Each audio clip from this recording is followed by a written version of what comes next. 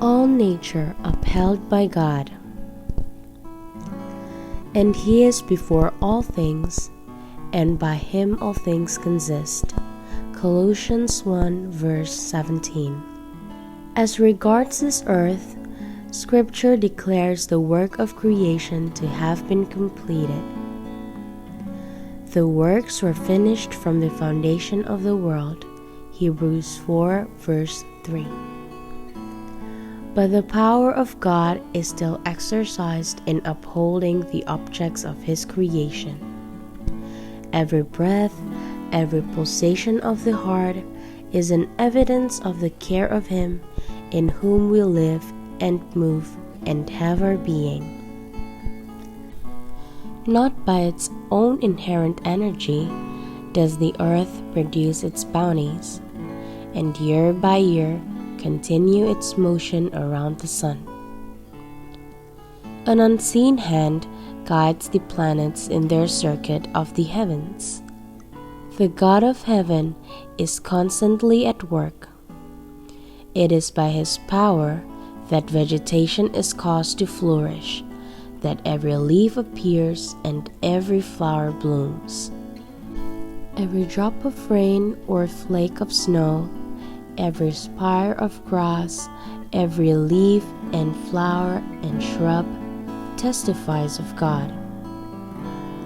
These little things so common around us teach the lesson that nothing is beneath the notice of the infinite God.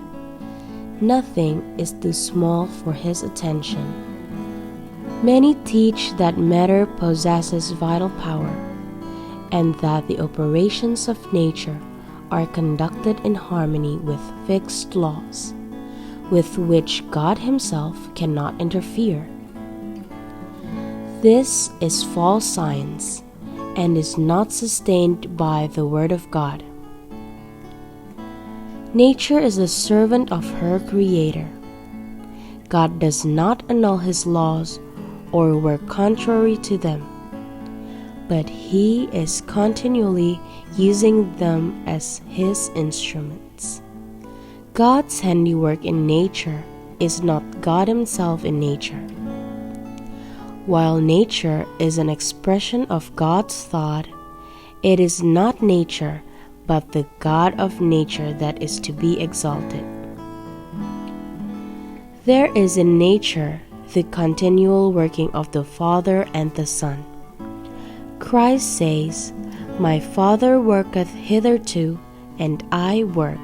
John 5 verse 17. The hand that sustains the worlds in space, the hand that holds in their orderly arrangement and tireless activity all things throughout the universe of God, is the hand that was nailed to the cross for us.